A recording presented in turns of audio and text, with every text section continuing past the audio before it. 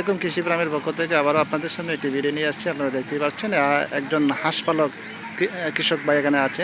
ওনার অনেক হাঁস আছে মাঠে দেখা যাচ্ছে, আর দীর্ঘদিন যাবৎ হাঁস লালন পালন করে আসছে।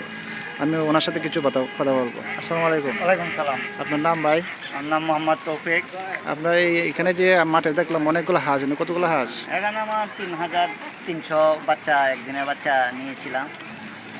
এই সব মিলে 1 লক্ষ টাকার মতো খরচ হয়েছে। এখন 4-5 লক্ষ টাকা দাম হইতেছে, আমি বিক্রি করতেছি না।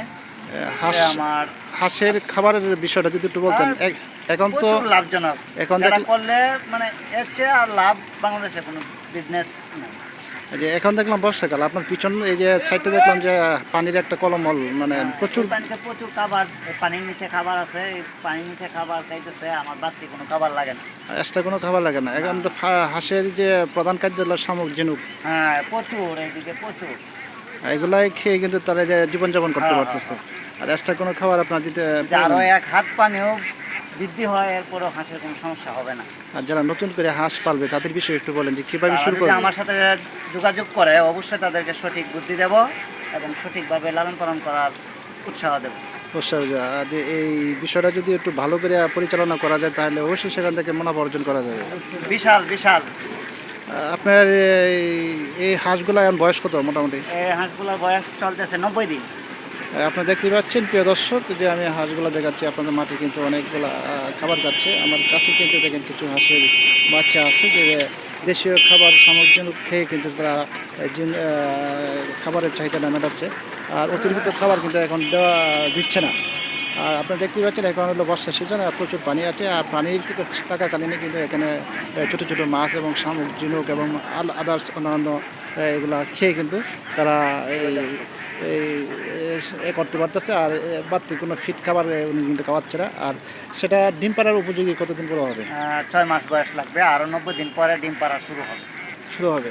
আর এর আগে কি আপনার কী ধরনের খাবার খাওয়াবেন আবার পানি চলে যায়? আরও 2 মাস পর, অর্থাৎ 60 দিন পর তাদেরকে কিছু পিট, কিছু ধান এগুলা খাওয়াবো। তারপরে তো আপনার হাসি বাচ্চা কটা আছে এখানে? এখানে টোটাল এখন 3100 আছে। 3100 মধ্যে 1500 হাঁসা, যেটা বেটা পুরুষ, আর 1600 মহিলা, যেটা হাঁসাগুলো কি পরে সার্ভিস করে দেবেন, বিক্রি করে দেবেন? এখানে প্রোডাকশনের জন্য শতকরা 15% করে রেখে দেবো, আর বাকিটা বিক্রি করে দেবো। আপনার কি ডিম পাড়া যখন হয় তখন কি হাঁসের ডিম খামারি যারা আছে, যারা বাচ্চা ফোটায়, তারা কি আপনাদের কাছ থেকে নিয়ে যায়? হ্যাঁ, আমাদের কাছ থেকে ডিম নিয়ে তারা। এই ধরনের কি আপনাদের খামারে ধরা আছে নাকি? হ্যাঁ হ্যাঁ, আমার ধরা আছে বিসমিল্লাহ অ্যান্ড হ্যাচারি, এটা হচ্ছে মদন পুটুরিগুনা। আর তাহলে আপনার এই হাঁস পালনের আপনার বয়সটা কতদিন? হ্যাঁ, আমার 25 বছর রানিং হাঁস পালার বয়স। 25 বছর ধরে আপনি হাঁস পালন করেন, তাহলে তো আপনার কাছে একটা ভালো একটা পরামর্শ নিতে পারবে সাধারণ দর্শক যারা নতুন করে হাঁস পালন করবে।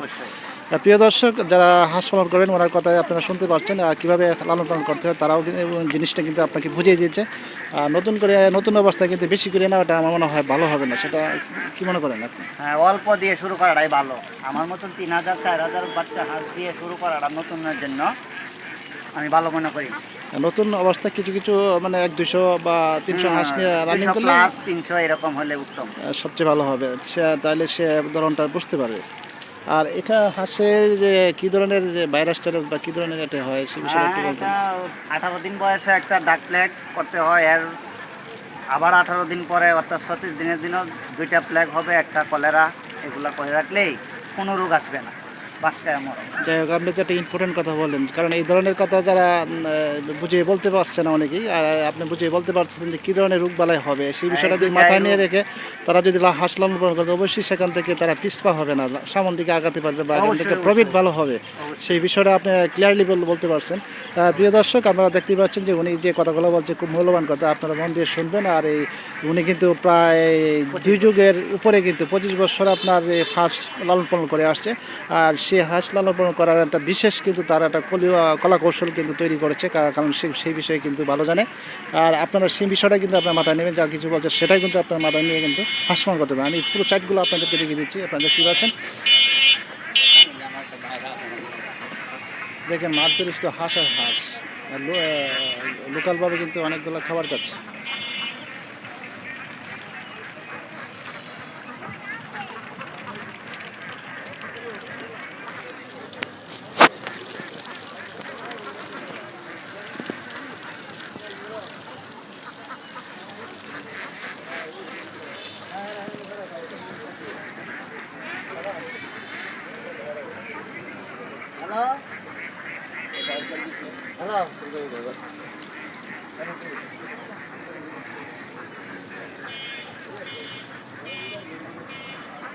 ঠিক আছে, তো আজকে কৃষি ফার্মের পক্ষ থেকে আপনাকে অসংখ্য ধন্যবাদ।